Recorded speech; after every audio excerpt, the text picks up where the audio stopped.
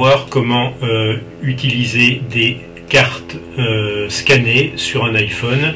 Il y a plusieurs étapes. La première, c'est le logiciel Map Cruncher que l'on a installé sur l'ordinateur. On le lance. Il faut aller dans File, Add Source, et là nous allons aller chercher la carte que nous avons scannée. Il s'agit là, dans ce cas, d'une carte en format PNG. Nous l'ouvrons sur la fenêtre de gauche. Sur la fenêtre de droite, il y a les photos satellites. Il faut bien entendu être connecté à Internet. Et l'on va zoomer pour aller dans la même zone géographique. On zoome jusqu'à obtenir la photo satellite suffisamment détaillée, correspondant à l'image de gauche.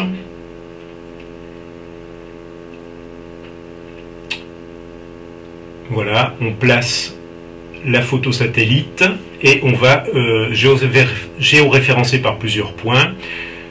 On positionne à gauche le repère ligne horizontale, ligne verticale sur un point précis de la carte scannée et on va chercher sur la photo satellite de droite le même waypoint à l'intersection des lignes horizontales et verticales. Lorsqu'on a une parfaite concordance, on clique sur Add. Il va falloir faire ainsi au minimum 4 points. Donc voilà pour un autre point remarquable, avec à droite et à gauche le même point, un deuxième point, un troisième point, un quatrième point et éventuellement un cinquième. On peut cliquer sur Lock, puis Render. On va aller chercher le répertoire où on va installer ça. On va le mettre dans Map, un répertoire vide que j'ai créé, puis Start. Là, la carte est géoréférencée et construite. Ça peut être très long si les cartes sont grosses et ça peut durer jusqu'à plusieurs heures. Donc il ne faut pas se presser et attendre que ça se termine. OK. Il s'agissait là de la première étape. Vous voyez que dans le dossier Map qui a été créé, il y a Layer, New Layer, et c'est ce dossier qui nous intéressera par la suite.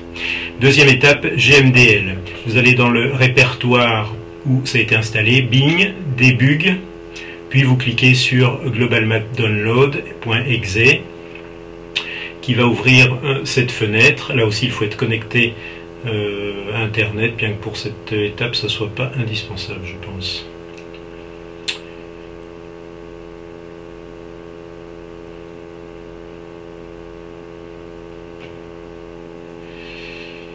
On va tout à fait sur le panneau de gauche, on clique sur Map Cruncher, Set, et on va aller chercher le dossier Map, puis Layer, New Layer que l'on a créé tout à l'heure. La carte s'affiche. On fait OK, puis on fait Pool Tiles, et là on va décocher les cases qui ne nous intéressent pas, sur lesquelles il n'y a pas d'information géographique. Vous voyez que par défaut c'est une zone géographique trop importante. Click Here, et là on va attendre tout simplement que les fichiers soient créés. Là aussi ça peut être relativement long. Ensuite il suffit très simplement de cliquer sur la case iPhone. On ne touche à rien, on clique sur XGPS New, OK, puis Process, et là on a un décompte jusqu'à obtenir la carte qui est prête à être utilisée. Cette carte va se trouver dans un dossier qui se trouve chez moi sur le bureau sur iPhone Map. Troisième étape,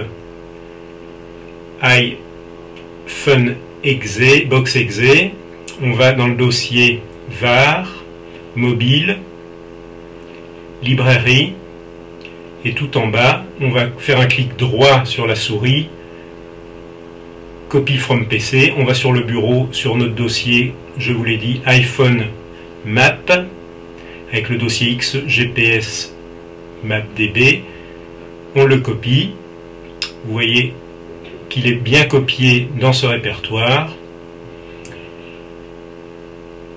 On peut fermer la fenêtre, puis aller sur notre iPhone et voir dans XGPS la carte scannée qui apparaît géoréférencée et sur laquelle la position GPS s'affiche.